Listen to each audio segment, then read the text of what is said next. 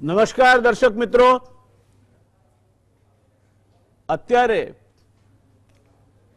Covid પછી જો કોઈ સૌથી ગરમાગરમ સમાચાર હોય તો આપણી સરહદે અને ખાસ કરીને પૂર્વોત્તર સરહદે ઊભી થઈ રહેલી પરિસ્થિતિ છે. આપણા પાડોશીઓ નેપાળ પહેલા નકશા જાહેર કર્યા, વળી પાછા ખેંચ્યા. બીજા પાડોશી સાથે તો આપણે સદંતર કંઈકનું કંઈક ચાલતું રહે છે. હવે ચીન જાગ્યું છે અને એની ચર્ચા કરવા માટે આજે આપણી પાસે જે વિદ્વાન પેનલિસ્ટ મોજૂદ છે એમાં ડોક્ટર કેતનભાઈ શુક્લા મેડિકલ ડોક્ટર છે, માઇક્રોબાયોલોજી ઉપર અચ્છો કાબુ ધરાવે છે અને 1986ની બેચના ઇન્ડિયન ફોરેન સર્વિસના અધિકારી, અનેક દેશોમાં રાજનૈતિક દરજ્જાઓ ભોગવ્યા, રાજદૂત રહ્યા એવા કેતનભાઈ આપણા ગરવા ગુજરાતી છે, એનું આપણને ગૌરવ છે. Air commodore Kedarbhai Thakar Gandhinagar base છે. નૌસેના, હવાઈ દળ અને ભૂમિદળ એ ત્રણેયમાં હોદ્દાઓ જુદી જુદી જાતના હોય છે. પણ આપણી પાસે આજે બે મહેમાનો છે. એક અપવાદરૂપ નૌસેના અને એરફોર્સ બેમાં કોમોડોર શબ્દ વપરાય છે. પહેલામાં જો કે એર કોમોડોર વપરાય છે, આમાં ઉત્પલભાઈ વોરા આપણી સાથે જોડાયા છે, નેવી કોમોડોર. લલિતભાઈ રાવલ એ સિનિયર નોન કમિશન્ડ ઓફિસર છે.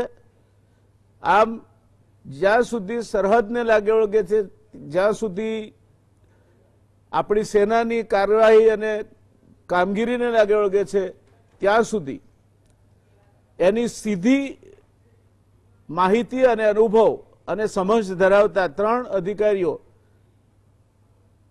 આ ચર્ચામાં આપણને માર્ગદર્શન આપવાના છે. આના રાજનયિક તરીકે શું પરિણામો આવે એ બાબતે આપણે ડોક્ટર કેતનભાઈ પાસેથી સમજવાનું છે. દોસ્તો, ચીન ને ભારતની આપણે વાત કરીએ, થોડી પૂર્વ ભૂમિકા મને જરૂરી લાગે છે. તો ઈસવીસનની શરૂઆત થઈ ત્યારથી 1820 સુધી ચીન અને ભારત જગતના એવા બે દેશ હતા જે દુનિયાના કુલ જીડીપીના 50% કરતા વધારે હિસ્સો ધરાવતા હતા. આ જ બે દેશો ગબડતા 1979માં એ સ્તરે પહોંચ્યા કે જ્યારે બંનેનો ભેગો થઈને દુનિયાના કુલ જીડીપીમાં હિસ્સો 10% કરતા ઓછો હતો. આ અર્થવ્યવસ્થા ઉપર ખાસા ઈસવીસનનું પહેલું વર્ષથી 1820 વર્ષ સુધી એક ધારો જેમનો દબદબો હતો. ત્યારબાદ એકદમ પર્વતની ખીણ અને આજે પાછા દુનિયાની અર્થવ્યવસ્થાઓમાં પોતાનું સ્થાન ચોક્કસ રીતે ચીને જમાવ્યું છે. ભારત પણ $5 ટ્રિલિયન અર્થવ્યવસ્થા બનવા માટે કટિબદ્ધ છે. એટલે ફરી પાછી આપણી આર્થિક વિકાસની ગાડી પાટા પર ચડી છે એમ કહી શકાય. દોસ્તો, એક સમય હતો, તમે જો ઇતિહાસ ભણ્યો હતો, કલિંગના મહાયુદ્ધમાં લઈ જવા માંગુ છું આપને. સમ્રાટ અશોક જીત્યો, પણ જે નરસંહાર થયો એ જોયા પછી એને એટલો અફસોસ થયો કે એણે બૌદ્ધ ધર્મ અંગીકાર કરી લીધો. એટલું જ નહીં, પણ પોતાના પુત્ર મહેન્દ્ર અને પુત્રી સંઘમિત્રાને બૌદ્ધ ધર્મનો પ્રચાર કરવા માટે આ દેશ બહારના દેશોમાં મોકલ્યા, જેના પરિણામ સ્વરૂપ આજે આપણે જાપાન અને ચીન સુધી બૌદ્ધ ધર્મનો ફેલાવો થયેલો જોઈ શકીએ છીએ. એક સમય હતો 4મી થી 7મી સદી વચ્ચેનો કે જ્યારે ચીનના અનેક મુસાફરો આ દેશની મુલાકાતે આવીને આપણી સંસ્કૃતિ વિશે એમની ડાયરીઓમાં લખી ગયા છે. હ્યુએનસાંગનું નામ એમાં સૌથી મોખરે છે. એક બૌદ્ધ સાધુ ચીનના ઝુઆન ઝાંગ અત્યંત વિદ્વાન અને પ્રવાસી 7મી સદીમાં ભારતની મુલાકાતે આવ્યા અને ચીનના બૌદ્ધ ધર્મના જે અનુયાયીઓ હતા એ અને ભારતમાં બૌદ્ધ ધર્મની પરંપરાઓ એ બે વચ્ચે એમણે તુલનાત્મક અભ્યાસ કરી અને કેટલાક તારણો કાઢ્યા હતા. આમ ભારત અને ચીનના સંબંધો એ ઇતિહાસ પ્રસિદ્ધ સંબંધો છે, પણ કેટલીક વિશિષ્ટતાઓ પણ છે. ચીનમાં પીપલ્સ રિપબ્લિક ઓફ ચાઇનાની સરકાર આવી. ભારત એશિયામાંનો પહેલો નોન કોમ્યુનિસ્ટ દેશ હતો જેણે એ સરકારને માન્યતા આપી અને પોતાનું રાજદૂતાવાસ ત્યાં સ્થાપ્યું. પંડિત જવાહરલાલ નહેરુને પંચશીલના પોતાના સિદ્ધાંતોમાં આસ્થા હતી અને એને કારણે એમણે ચીન સાથે જે મંત્રણાઓ કરી એ મંત્રણાઓમાં પરસ્પર જે કંઈ પ્રશ્નો હોય તે શાંતિ અને સહકારથી પંચશીલના સિદ્ધાંતો પ્રમાણે ઉકેલવાની વાતો થઈ અને એ વાતો હજુ એની સહી પણ નહોતી સુકાઈ ત્યાં 1962માં ભારતની સામે ચીને યુદ્ધ જાહેર કર્યું. ભારતના સરહદ જે હતી તે ઓળંગીને ચીન ભારતીય સરહદમાં ઘૂસી આવ્યું. ત્યાર પછી લગભગ 20 રાઉન્ડ થયા છે ચીન અને ભારત વચ્ચે મંત્રણાઓના. આપણા નેતાઓ, આપણા ઉચ્ચ સનદી અધિકારીઓ ફોરેન સર્વિસના ચીનની મુલાકાતે અવારનવાર જતા રહ્યા છે, પણ ચીનની કોઈ હસ્તી આપણા ત્યાં આવી હોય એ શરૂઆત અત્યારના ચીનના પ્રમુખ શી જિનપિંગે કરી ઘણા બધા વર્ષો પછી. 17 અને 19 ઓક્ટોબર 2014 અમદાવાદ આવ્યા. આપને સૌને એમની મુલાકાત યાદ હશે.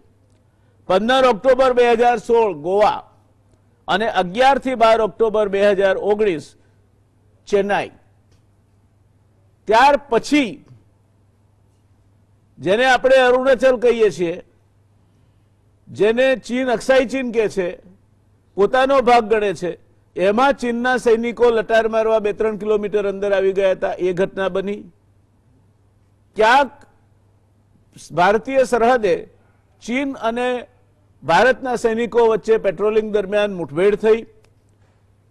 ડોકલામનું એ પહેલા સ્ટેન્ડ ઓફ થયું અને અત્યારે નાથુલા, જો 1962માં તમને લઈ જાઉં તો આ નાથુલા એ શબ્દ ઘરે ઘરે પહોંચી ગયો હતો, કારણ કે નાથુલા પાસ થઈને ચીને બહુ મોટો હુમલો આપણા પર કર્યો હતો.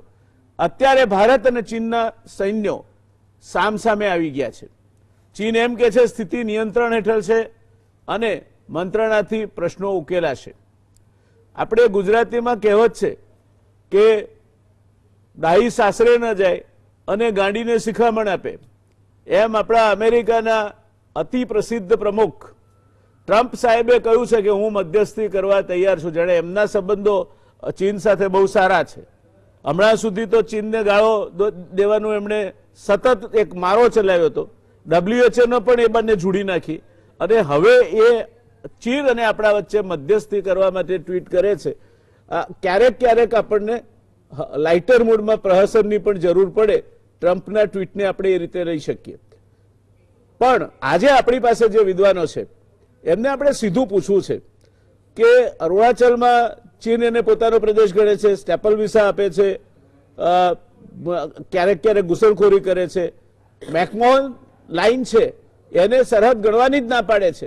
એણે ક્યારેય એવું નથી કહ્યું કે આ સરહદ છે. એટલે અત્યારે લાઇન ઓફ કંટ્રોલની પદ્ધતિથી બંને દેશો વચ્ચેની સરહદ અત્યારે નું નિયમન થાય છે. તેવે સમય કેતનભાઈ, પ્રશ્નની શરૂઆત મારે આપથી કરવી છે કે ભારત અને ચીન વચ્ચે આમ જોઈએ તો વેપારના બહુ મોટા સંબંધો છે. એક જમાનો હતો અમદાવાદની જે જાહોજલાલી હતી એ અમદાવાદની મિલોનું બરછટ કાપડ એ જમાનામાં જ્યારે રણછોડલાલ રેટિયાવાળા અને બેચરદાસ લશ્કરીએ શરૂ કરી ત્યારે 1865ની વાત કરું છું. અને અફીણ એ અહીંથી પુષ્કળ પ્રમાણમાં ચીનમાં નિકાસ થતું હતું અને એના કારણે એ ખંભાત બંદરે થઈને નિકાસ થતું હતું. માટે વચ્ચે અમદાવાદની પણ એક જબરજસ્ત જાહોજલાલી ઊભી થઈ હતી. કેટલાક પારસી વેપારીઓ અને હઠીસિંગ જેવા ગુજરાતી વેપારીઓ અફીણના વેપારમાંથી પુષ્કળ કમાયા અને એ કમાણીના કારણે માતબર ધનિકો બન્યા, એ પણ હકીકત છે. ત્યારથી શરૂ કરીને અત્યારે આપણી જો સપ્લાય ચેન જોઈએ તો ઇલેક્ટ્રોનિક્સથી માંડીને ફાર્માસ્યુટિકલ રો મટીરિયલ્સથી માંડીને કેમિકલ રો મટીરિયલ સુધીની ઘણી બધી બાબતે આપણે ચીન પર આધારિત છીએ. ચીન અને આપણો વિદેશ વેપાર સારો એવો મોટો છે. તેવા સમયે આ પરિસ્થિતિનું નિર્માણ થયું છે ત્યારે આપ શું માનો છો, ચીનનું વલણ શું રહેશે? ચીન અત્યારે એક બાજુથી જે ઘટના ઘટી કોવિડની પોતે કંઈ કરશે, ડિફેન્સિવમાં છે એમ કહીએ તો ચાલે. અમેરિકન પ્રેસિડેન્ટ એના ઉપર તક આવે હુમલા કરવાનું ચૂકતા નથી. તેવે સમયે ચીને અત્યારે આ સ્ટેન્ડ ઓફ ઊભું કર્યું અથવા અથડામણ ઊભી કરી, તેની પાછળનું આપને શું કારણ લાગે છે? તમે બરાબર કહ્યું કે ચીન અને ભારતના સંબંધો ઈસવીસન પૂર્વેથી નાગાર્જુન ને બધા જે બુદ્ધિઝમના મોટા મોટા વિદ્વાનો હતા, 5મી સદીમાં ફાહિયાન આવ્યો, યુએન સંઘ આવ્યો અને મધ્યયુગમાં વર્લ્ડની 60% ઇકોનોમી ભારત અને ચીનની જીડીપી હતી. આમાં એક તો માનસિકતા ગણાય છે કે ભારત આપણી સંસ્કૃતિમાં જનરલી યુદ્ધ કરતા નહોતા અને વર્ષોથી 2000 વર્ષમાં જ્યારે ચીનની માનસિકતા થોડી જુદી છે. એટલે જ્યારે ચીનની વિશે વિચારવામાં આવે, ચીન હંમેશા એગ્રેસિવ રહ્યું છે. મોંગોલ પર એમનો પ્રભાવ હતો. ચંગીઝ ખાન જુઓ, કુબલાઈ ખાન જુઓ, ચીનની દરેક આજુબાજુના દરેક પ્રદેશો જોડે એમના ક્લેમ છે. મેકમોહન લાઇન ચીને ક્યારેય સ્વીકારી નથી. અત્યાર સુધીમાં આપણે 20 રાઉન્ડ વાતોના થઈ ગયા, પણ ચીને ક્યારેય એમ નથી કહ્યું કે ઘણામાં એમણે એમનો ક્લેમ પણ નથી મૂક્યો કે એમને કઈ લાઈન જોઈએ છે. અત્યારે થવાનું મુખ્ય કારણ એ કહી શકાય કે અત્યારે ચારે બાજુથી ચીન ઉપર ખૂબ જ દબાણ છે કોવિડને લીધે. બીજી વસ્તુ એ છે કે ચીન વિશે હમણાં જ્યારે રેઝોલ્યુશન પાસ કરવાનું હતું ત્યારે ભારતે એને સપોર્ટ કર્યો હતો. ભારત WHOનું ચેરમેન બન્યું છે.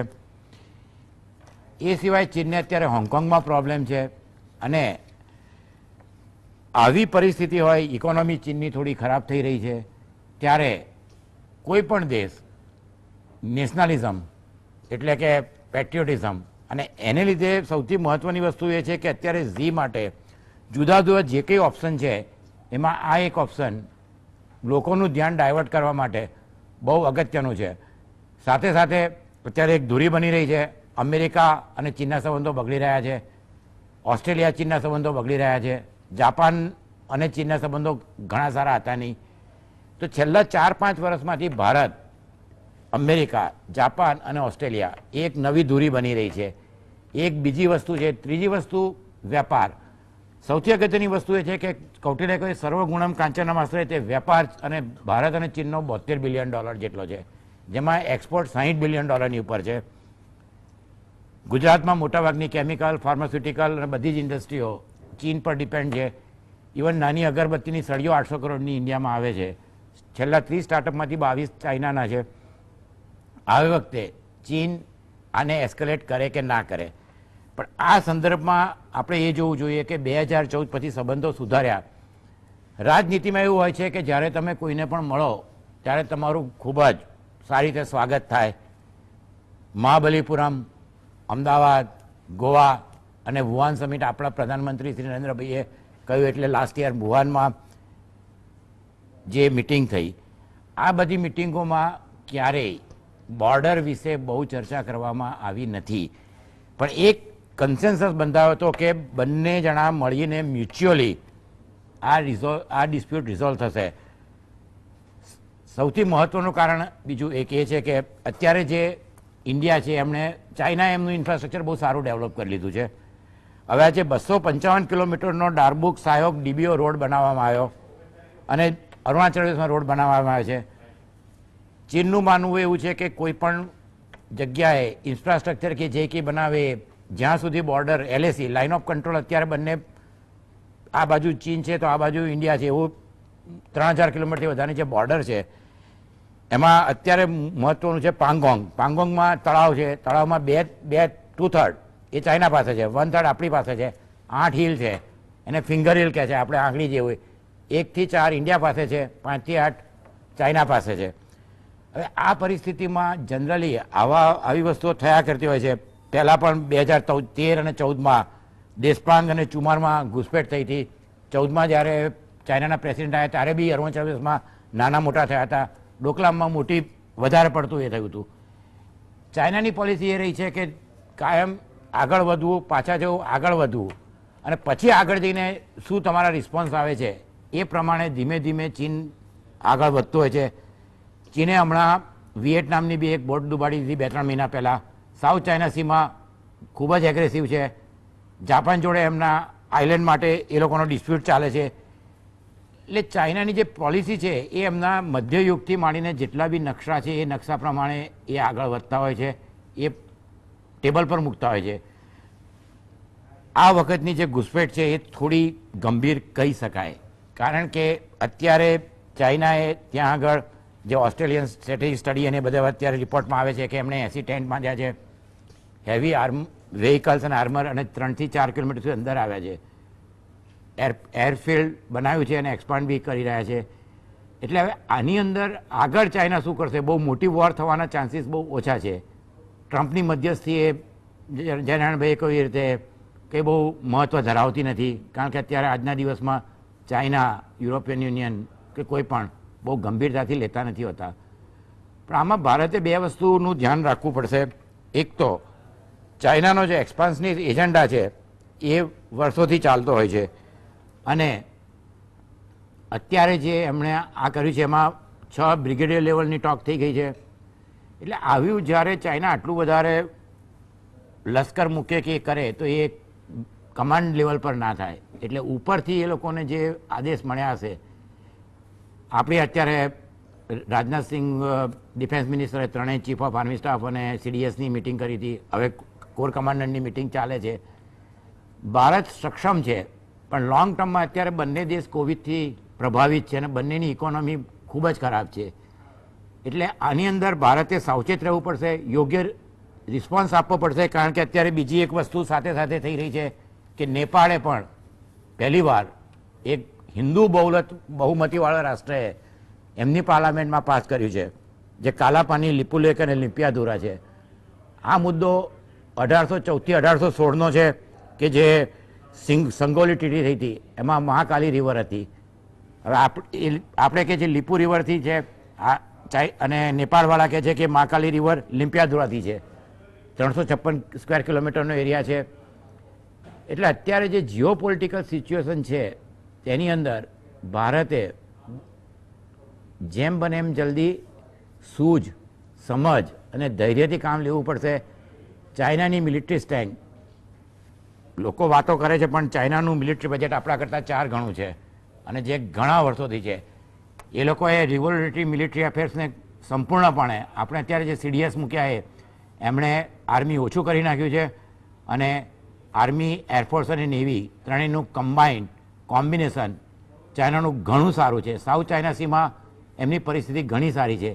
એટલે આ બધી પરિસ્થિતિઓ પણ ધ્યાનમાં રાખવી જોઈએ, કારણ કે મને 71ની વાર યાદ આવે છે. જનરલ માણેક શાહે જૂનમાં એક ઇન્દિરા ગાંધીએ મિટિંગ બોલાવી હતી, એમાં કહ્યું હતું કે વોર કરવી જોઈએ, આપણે 1 કરોડ શરણાર્થી આવ્યા. માણેક સાહેબ 2 ઓપ્શન આપ્યા હતા, કાં મને ગાંડો જાહેર કરો, કાં હું રાજીનામું આપું મેડમ.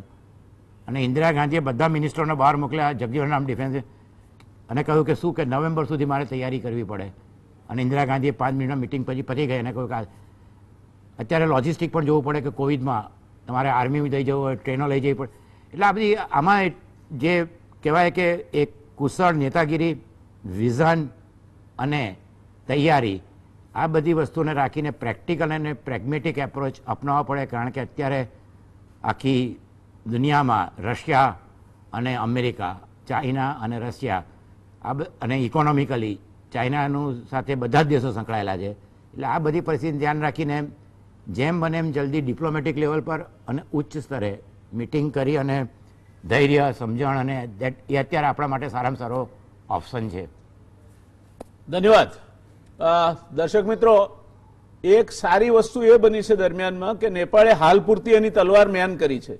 એ જે નકશા એણે રિવાઇઝ કર્યા હતા અને એની સંસદમાં મૂકવાનું હતું મંજૂરી માટે, એ એણે પાછું ખેંચ્યું છે, અને અત્યારે હાલ પૂરતા એ મુદ્દો જૈસે તેની પરિસ્થિતિમાં આવી ગયો છે. નેપાળ આપણાથી દૂર જાય એ વાત જ આપણને સમજમાં નથી આવતી.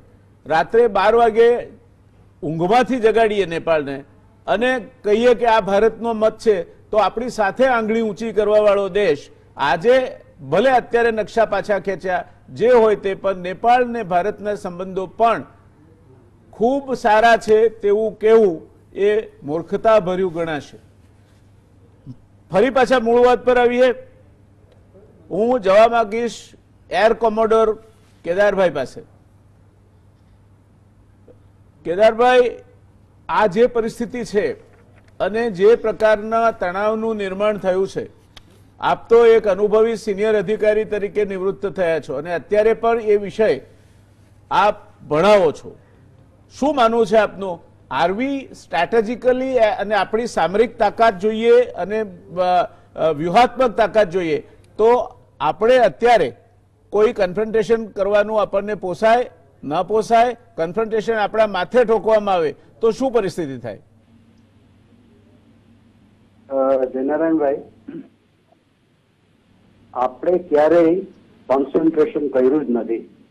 આપણા ઉપર જયારે થોપવામાં આવ્યું છે ત્યારે આપણે એને રિસ્પોન્સ આપ્યો છે. અને હવે બન્યું છે એવું કે ધીરે ધીરે આપણું આ ઇન્ફ્રાસ્ટ્રક્ચર આપણે ઇમ્પ્રુવ કરતા ગયા છીએ, એટલે આપણી નજર વધુ દૂર સુધી પહોંચવા માંડી છે. કદાચ પહેલા પણ આ લોકોએ ઇન્ટ્રુઝન કર્યા હશે જેની આપણને ખબર નહોતી. હવે આપણને નજર આવે છે આપણી પેટ્રોલિંગ જયારે થઈ હતી ત્યારે, and we are responding to that. જ્યાં સુધી આજની સ્થિતિનો સવાલ છે ત્યાં સુધી I think we are in a very advantageous position. We are in a very advantageous position કારણ કે આપણને દુનિયાનો સપોર્ટ આપણી સાથે છે. આપણી પોઝિશન આજે એવી થઈ છે કે લોકો આપણી વાત સાંભળે છે, માને છે, રિસ્પેક્ટ આપે છે. On the other side, China is definitely separation. આ જે કંઈ થઈ રહ્યું છે ઇટ ઇઝ આઉટ ઓફ ડેસ્પરેશન. મને એવું લાગે છે કે China is desperate two prove that it is still a world leader, it is still a, if not number 1, number 2 in the world. એ જ કરવા માંગે છે. એટલા જ માટે જ્યાં એને ચાન્સ મળે ત્યાં એ પ્રૂવ કરવા માંગે છે. સાઉથ ચાઇના સી છે, ઓસ્ટ્રેલિયા છે, ઇન્ડિયા છે, બધાની તરફ એ આંગળી ચીંધવા માટે એને થોડું ડિસ્ટેબિલાઇઝ કરવાની કોશિશ કરી રહ્યું છે, મને એવું લાગે છે. અને જેવું એને પેલા ક્યારેય નથી કર્યું એવું અત્યારે કરી રહ્યું છે કે એક સાથે 2-3 જગ્યાએ એને ડિસ્પ્યુટ ઉભો કર્યો છે. ડોકલામ જો તો એક જગ્યાએ હતું, ચુમા જો તો એક જગ્યાએ હતું. અને બીજી નવાઈની વાત એવી છે કે જ્યાં ક્યારે ડિસ્પ્યુટ હતો જ નહીં ત્યાં એ ડિસ્પ્યુટ ઉભો કરી રહ્યો છે. This is surprising. That means it is a very well plan, very deliberate effort on part of China. એ કંઈક જુદી રમત જ રમવાની એને શરૂઆત કરી છે.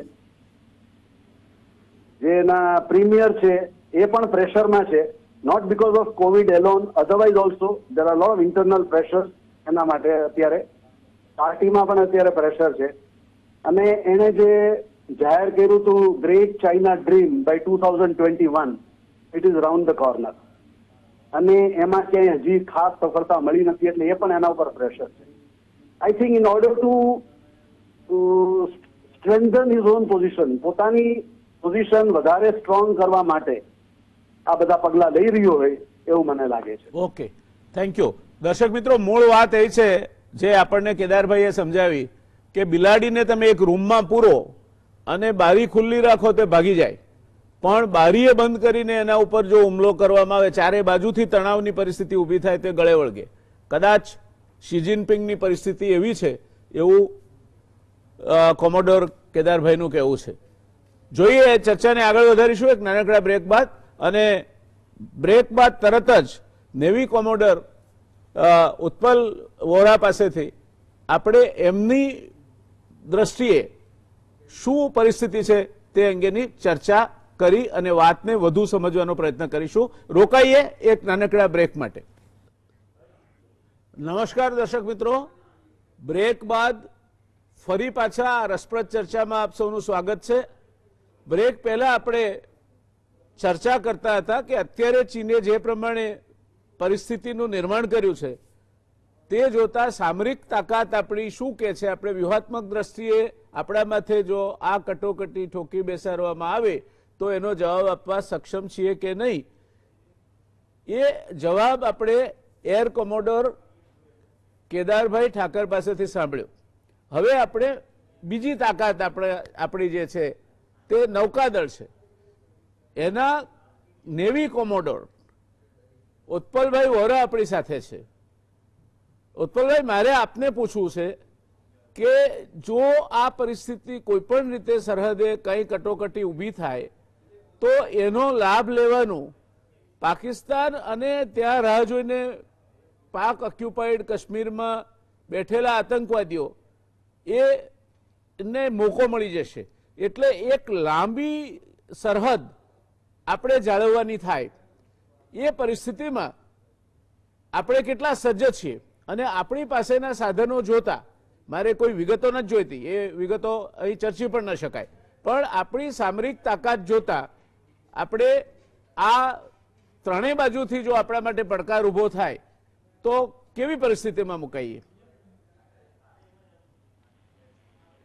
Sir, first of all, good evening to you and thanks for having me on the show. હવે આ વસ્તુ જો ખરેખર એનો SWOT એનાલિસિસ કરીએ તો અત્યારે ફેક્ચ્યુઅલી શું સિચ્યુએશન ઊભી થઈ કે જે ચાઇનાની અને ઇન્ડિયાની વચ્ચે LAC છે, લાઇન ઓફ એક્ચ્યુઅલ કંટ્રોલ, કે જે 3488 કિલોમીટર લાંબી ચાલે છે, એની ઉપર 5 જગ્યાએ ચાઇનીઝ હેવ ડન ધી ઇન્કર્જન અને 4 to 5 કિલોમીટર્સે ઓલરેડી અંદર આવી અને ટેન્ટ લગાવી, હેવી ઇક્વિપમેન્ટ અને આર્ટિલરી અને બીજી બધી જે વોર મર્કેન્ડાઇઝ જેને કહેવામાં આવે, જેને હાર્ડવેર, એ લાવીને બેસી ગયા છે. અને સાથે સાથે 5 Su-30 ઇક્વેલન્ટ જે J-11, J-12 ફાઇટર જેટ કહેવાય, એને એપ્રન પર મૂકી અને ઓપનલી એના સેટેલાઇટ થ્રુ ફોટોગ્રાફ આપણને અવેલેબલ છે. જે ચાઇનીઝ મિલિટરી અને ચાઇનીઝ પોલિટિકલ લીડરશિપને પણ ખબર છે કે આખું વર્લ્ડ, ઇન્ડિયા અને એડજોઇનિંગ નેશન્સ આ બધું જ વસ્તુ મોનિટર કરી રહ્યા છે. માટે if anyone, I'm saying anyone, whether a military novice or a strategic novice or a political novice, if anyone is thinking કે આ બધું ડેસ્પરેશનમાં થઈ રહ્યું છે કે મે બી એવી સિચ્યુએશન ઊભી થઈ ગઈ માટે એ અંડર પ્રેશરમાં છે અને માટે એમાંથી છટકબારી કરવા માટે ચાઇના બધું કરી રહ્યું છે, and we R actually being nice. અને ચાઇના જેવા પાવર પાસેથી કે આવું જો એક્સપેક્ટ કરીએ તો એ આપણી ભૂલ ગણાય. અને માટે મેં હંમેશા કહ્યું છે, અને I would like to repeat this Chinese proverb, કે if you hit me once it could be your problem, but if you hit me second time it is my problem, it is not your problem. Don't ever underestimate Chinese. એક એવું કહેવાય છે military વર્લ્ડની અંદર, અને એમાં particularly નેવીમાં, I belong to the operation strategic and plans division, એમાં એવું કહેવાતું કે જ્યારે તમે એક ચિત્તાને, લેપર્ડ અને એક ફોક્સ, એ બેને જ્યારે ભેગા કરો ત્યારે એક ચાઇનીઝ પેદા થાય. માટે one guys is so aggressive, is calculating, is shrewd, but other side he also has got all the qualities of a fox. He's so cunning and he can skin you alive. માટે never under estimate Chinese. આ બધું કંઈ એમને નથી થતું. અને ચાઇનીઝને all of A sudden અત્યારે એવું બ્રહ્મજ્ઞાન થયું ચાઇનીઝ એમ્બેસેડરને કે ઇન્ડિયા અને China we are great friend, અને બધી વસ્તુ ડાયલોગથી જ સમજાવવી જોઈએ. From one side you are occupying 5 kilometers of Indian land on the Indian side of the LSV, and now you are saying that આપણે બધું ડાયલોગ અને કમ્યુનિકેશન સારા કરી અને બે મિત્રો થઈને આપણે આ બધું રિઝોલ્વ કરીશું. So if that is the case, so then let them vacate the Indian land or the Indian side of the LSV. First, let's make a gesture. Now therefore look at the maturity on the part of the Indian government now, because this is a highly sensitive issue. અને આને બહુ જ ડેલિકેટલી આને tackle કરવાની જરૂર છે. કારણ કે ઓન ધી અધર સાઇડ, જેમ આપે મને ડાયરેક્ટલી પૂછ્યું એ પ્રમાણે, Pakistan is already stepping up certain amount of military buildup on the Gilgit Baltistan the province, કે જે POK નો પાર્ટ છે. જે આપણે હમણાં જે DOB જે લાસ્ટ પોઈન્ટની વાત થઈ, that is also close to Aksai Chin, and Aksai Chin is also part of the POK. Because Pakistan has already ceded that portion of that land or that area to China. And the Indian leadership and Indian political leaders have also made those kind of statements that we are bound, we are duty bound to take the POK back from, Pakistan. And that POK includes even COK, China occupied Kashmir. So therefore the infrastructure, અને જે border roads અને જે કંઈ બધી capability જે build up થઈ છે, there is a lot amount of asymmetry between India and China at this moment of time. Make no mistake about it. We have to understand. And we have to understand our capability. Militarily, we have asymmetry. Economically, we have asymmetry. Industrially, we have asymmetry. And therefore, I am saying that this is a very, very delicate issue. You cannot afford to go for an open confrontation with China. We have to take China very seriously. That does not mean that we have to be subservient to China and China's views and China's policy and China's actions in the area. We must stand up. We cannot lower our guard. We have to look into the eyes of the China and we have to talk as an equal partner, though we are not equal. That's a different matter. But we both are nuclear-enabled neighbors and nuclear-enabled nations. Therefore, we both must understand that what the World Committee of Nations, they expect and demand from us. And we have to live up to that. We can't be foolish or amateurish like Pakistan. Pakistan is a rogue nation. It's an unreliable nation. But on the other side, we are dealing with a world superpower, which is a world economic power. America and American president also, you see, they may make the noise. But when it comes to dealing with China, they have never crossed the road with China. Even today, the US president has said that I am ready to arbitrate or I am ready to do some kind of, the mediation between India and China.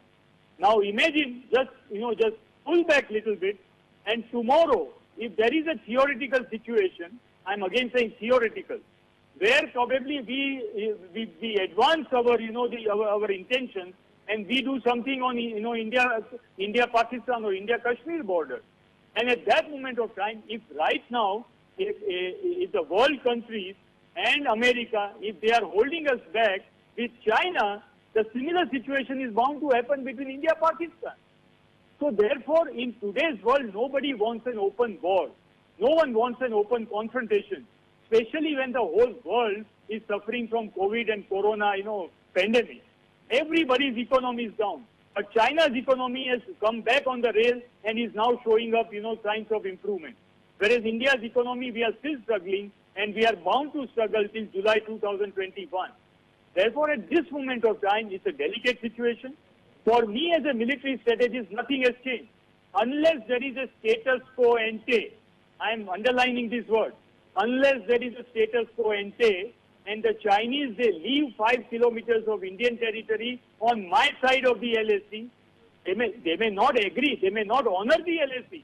But whatever, for last 20 years, we have been honoring the LAC, that this is your part and this is my part, and we will not do incursion in each other's territory. Let them go back first. Unless and until that happens, I can never ever trust Chinese. With my 35 years of observing Chinese and Chinese experience, never ever take Chinese, the Jews and the Germans so lightly. They can skin you alive. And I'm sure the Indian diplomacy, Indian military, or rather the Indian armed forces and Indian diplomacy, they know about it. Indian political leadership, they know about it. And therefore, we are very guarded. We are very mature. Many, the media channels, even including national channels, they have started putting headlines like India tames China and all that. It is amateurish.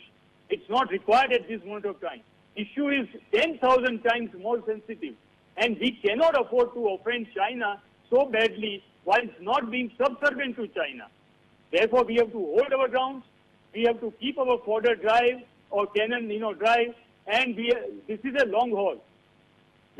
Something has happened. But look at the cunning way the Chinese ambassador has made a statement that India and China, they are no friends. They are not competitors. We are ready to sit down with you and do a dialogue. And we are ready to resolve this issue through communication and dialogue. If you are so wise and wisdom has dawned on you, then first vacate my land and show that particular, that kind of, intent. But without vacating the land, now you are giving me a moralistic lecture that as to how I should behave. and how we are good friends. That is the cunningness of China. And therefore, never take China so lightly. Let us wait and watch. There are many more. આજે ને ગુજરાતીમાં કહેવાય કે આ નાટકના હજુ ઘણા બધા અંકો બહાર નીકળવાના છે. અને માટે China has made a very, in my considered opinion, I may be totally wrong, but I would like people to prove me wrong through logic. China has made three things very clearly. They have very clearly strategically signaled India that you mean nothing to us. We will needle you, we will punch you the way we want it, and the way we want it, we will also retract and go back into our place. You can do nothing to us. Secondly, they have very clearly sent a strategic signal to Indian neighbors that don't depend so much on India. We can bend India the way we want it. Thirdly, they have sent a clear strategic signal to South China Sea and the Chinese neighbors like Taiwan, Vietnam, Mongolia, that look, India may try to do overtures to you to cut China into size, but don't follow India. We are still there. We are the world superpower. And fourthly, they have told that they are testing America, because America and the US president and the US administration, they had clearly issued a signal just 1 day back saying that we do not approve the unilateral action of the China. Now they are testing how far America is ready to go to back India. Will they come and they will fight war with India together, or they will only continue to give diplomatic support? What India does with American support, how Russia behaves, who are our actual friends, who do we depend on? That is how the strategic balancing and strategic gauging of your friends, adversaries, and enemies. The great nations they undertake. They don't behave in an immature manner.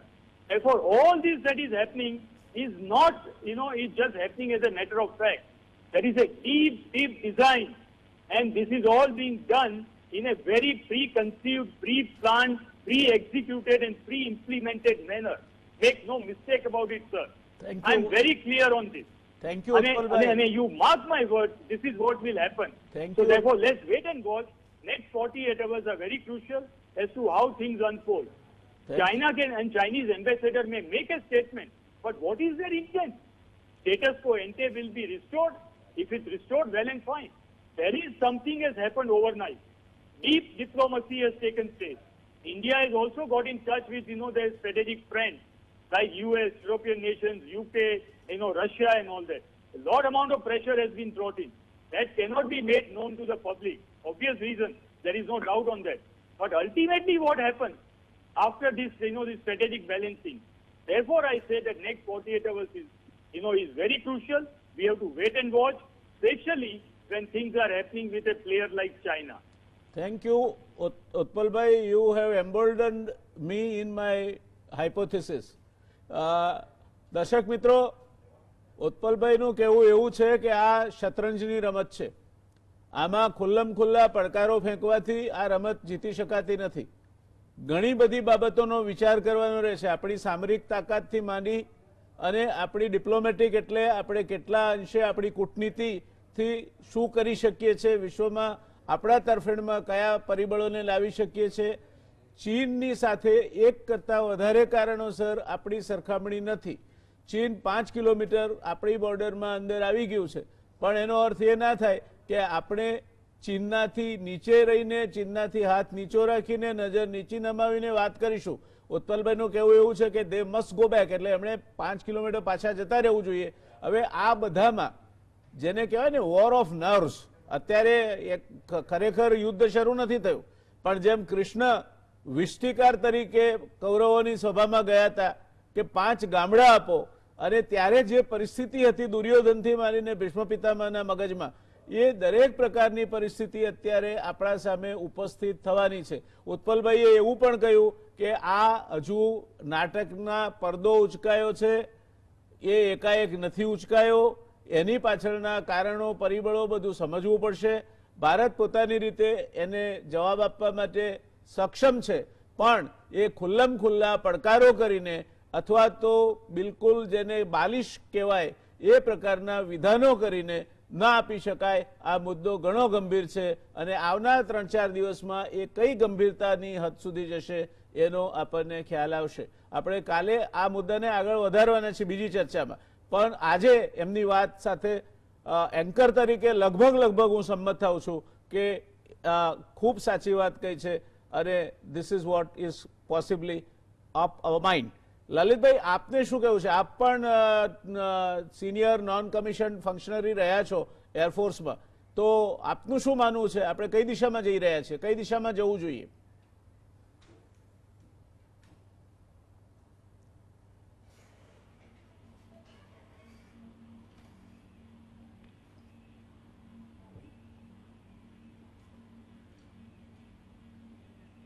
મને લાગે છે લલિતભાઈ સુધી અવાજ પહોંચતો નથી. લલિતભાઈ, હું પૂછતો હતો આપને કે આપનો શું મત છે, આપણે કઈ દિશામાં જવું જોઈએ? આ બંને આપના નેવી અને એરફોર્સના બંને સિનિયર નિવૃત્ત અધિકારીઓને સાંભળ્યા બાદ આપનું શું મંતવ્ય છે? આપ પણ એરફોર્સમાં રહી ચૂક્યા છો.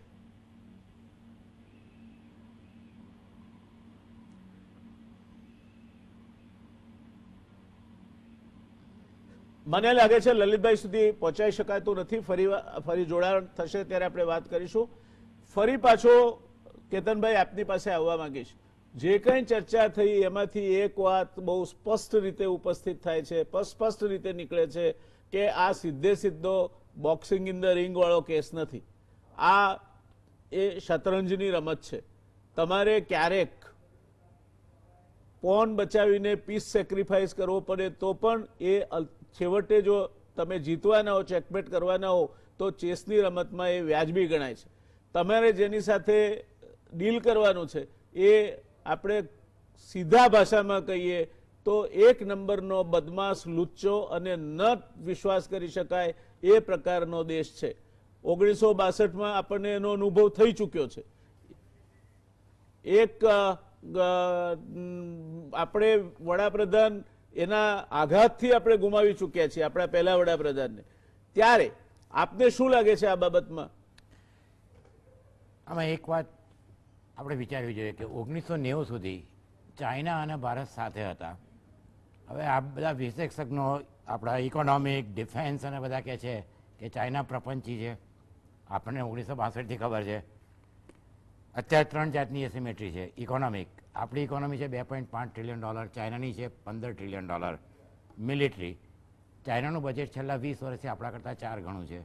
એરક્રાફ્ટ કેરિયર, પ્લેન, મિસાઇલ્સ અને ડિપ્લોમેટિક. નહીં ચાલે પછી. ચાઇના અત્યારે ડિપ્લોમેટિકલી વુલ્ફ વોરિયર ડિપ્લોમસી વાપરી રહ્યું છે. એટલે કે યુએસ માટે બીજા થિયરી કરી, કોવિડ ત્યાંથી થયું હતું. ઓસ્ટ્રેલિયાના લોકોએ ઓલરેડી ધમકી આપી છે કે તમે નહીં કહો તમે ઇકોનોમિક સ્ટેપ લઈશો, અમારા સ્ટુડન્ટ અહીંયા નહીં આવે. સાઉથ ચાઇના સીમાં અમેરિકાના એરક્રાફ્ટ કેરિયર પાછા જતા રહ્યા હતા અને હોંગકોંગમાં અત્યારે પ્રોબ્લેમ છે. એટલે અત્યારે આમાં સૌથી મહત્ત્વની વસ્તુ એ છે કે આ બધી વસ્તુઓ રિટોરિક એ ઓછા કરવા જોઈએ. ટીવી ઉપર આવે છે, ટીવી પર કોઈ લડાઈ લડાતી નથી. ટીવી પરના અડધા એક્સપર્ટોને ખબર નથી કે ચાઇનામાં કેટલું આર્મી છે, ચાઇનાની પાસે કેટલી સ્ટ્રેન્થ છે. ઉત્પલભાઈએ કહ્યું કે અમેરિકા બી અત્યારે ચાઇના સાથે વોર કરવા તૈયાર નથી. એમણે આપણને સપોર્ટ કર્યો. એમણે કહું અમે મેડિટેશન કરવા તૈયાર છે. આ જ વસ્તુ મેડિટેશન માટે પાકિસ્તાન માટે કહે છે. રશિયા 1971 અને અત્યારે પરિસ્થિતિ જુદી છે. એટલે અત્યારે ભારતે સૌથી પહેલાં ડિપ્લોમેટિક લેવલ પર અને ધીમે ધીમે એને હાઈએસ્ટ લેવલ સુધી આ વસ્તુ 48 કલાક કે 72 કલાકમાં નહીં નક્કી થાય. ડોકલામમાં 2 મહિના થયા હતા, આમાં 6 મહિના પણ લાગી શકે. એટલે બને ત્યાં સુધી પૂરી તૈયારી રાખવી જોઈએ. એ 1000 માણસ રાખે, આપણે 1000 માણસ, એમણે ટેન્ક અને પ્લેન લાવ્યા છે, આપણે બી હેવી આર્ટરી મોકલવી જોઈએ. પણ રિટોરિક જેમ બને એમ જેટલા બને એટલા ઓછા કરવા જોઈએ. બેજવાબદાર કોઈ પણ સ્ટેટમેન્ટ ના કરવું જોઈએ.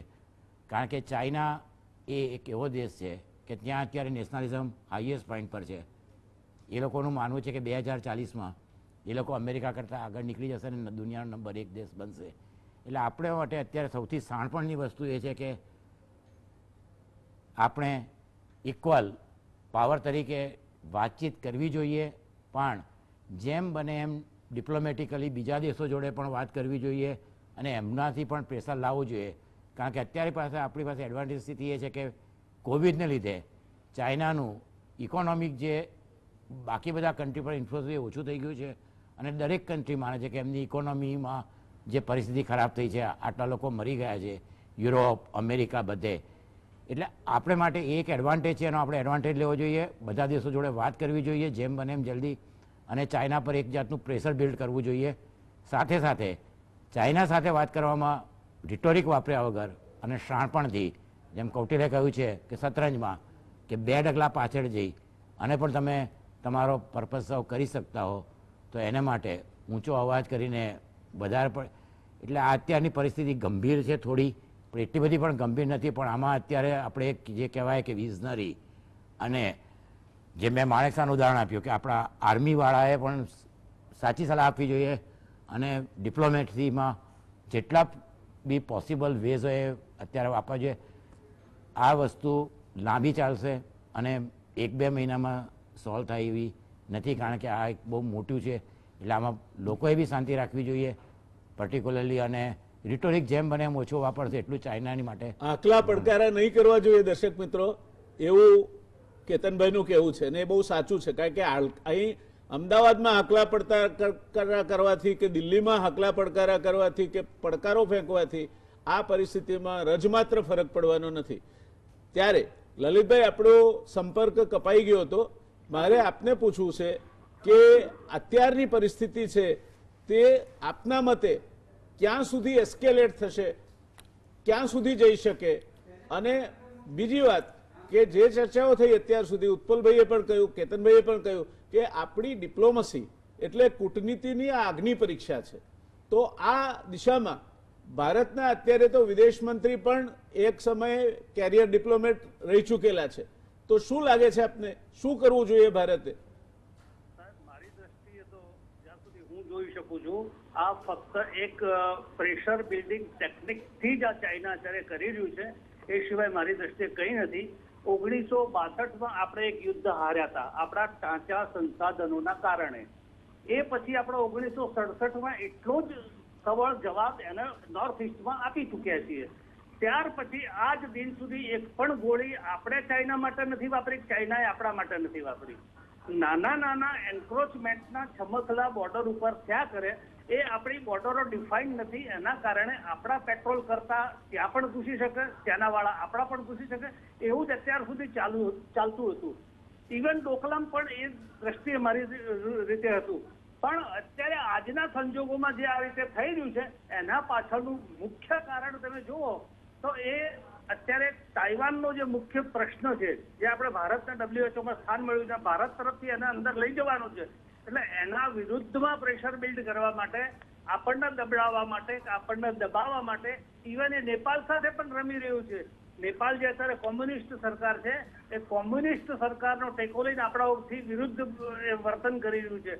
આ જે બીજું એને લદ્દાખ બોર્ડરે કર્યું, એ પેંગોંગની જે પેંગોંગ લેક ઉપર જે છે, એમાં અડધું આપણામાં છે, અડધું એનામાં છે.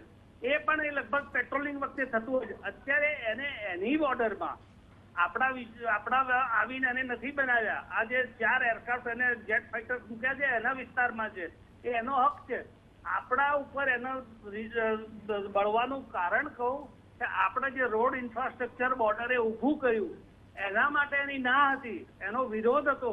તેમ છતાં આપણે કર્યું છે અને 99% રોડ કન્સ્ટ્રક્શનનું બોર્ડરના આસપાસ આપણે ઊભું કરી દીધું છે.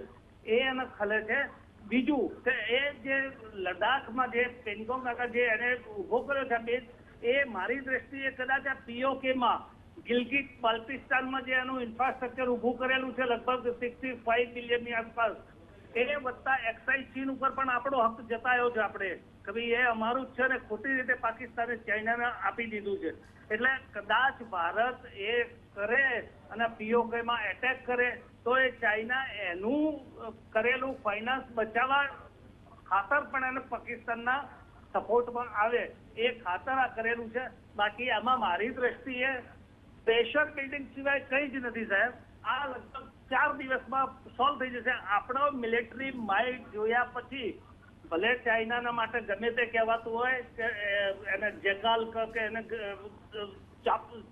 ચબરાટ, પણ આપણી મિલિટરી માઇટ જોઈ ગઈકાલે એને યુદ્ધની ધમકી આપી હતી આજની તારીખે એનો ફોરેન ડિપાર્ટમેન્ટ કગરતો કહેવા આવી ગયો કે આપણે કોઈ દુશ્મન નથી, આપણે મિત્રો છીએ, આપણે સાથે બેસીને એનું નિરાકરણ લાવી શકીએ. What does it mean? એટલે આપણા મિલિટરી માઇટને પણ એ લોકો ઓળખી ચૂક્યા છે. Thank you Lalitbhai. Apart from that, thank you so much. સમયની મર્યાદા છે, આપને વધારે સમય નથી આપી શકતો, પણ જે ચર્ચા થઈ તેના ઉપરથી અત્યારે જે તારણો નીકળે છે એ તારણો એવા છે કે એક કરતાં વધારે કારણોસર ચીન આ પ્રવૃત્તિ કરી રહ્યું છે.